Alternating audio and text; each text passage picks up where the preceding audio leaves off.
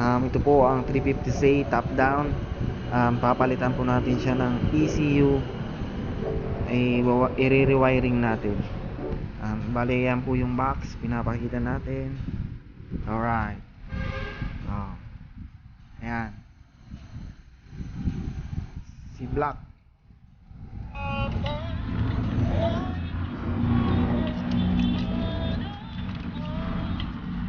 Ito yung luma niyang box.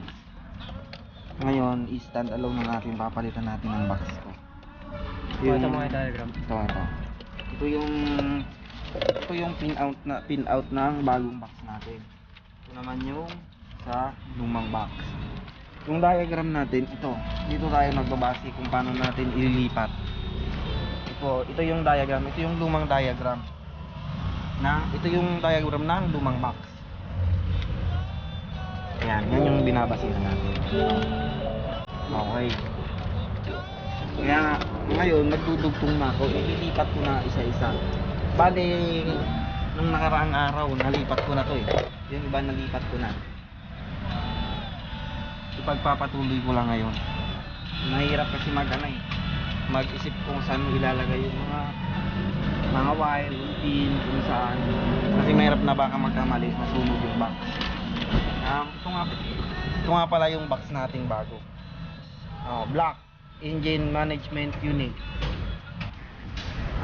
Ayan. Bali, tinanggal nga pala namin yung bumper dyan kasi sumasayad sa rampa namin dito sa shop. Yung sa packyan. Alright, ayan o. Yan ang kabuuan ng ating 350C top down. Alright. Makina po pala nito BQ35DE. Dating nakaturbo, ngayon NA na. Kasi sumabog daw po yung makina. Pinalitan na po ito ng head and block. Alright. Bali 2 taon na po pala itong nakatambak. Kaya ganito ang itsura.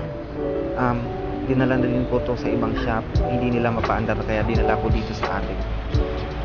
Ngayon papaandarin po natin to. Abangan nyo po itong gawa namin at dudunat namin to. Alright.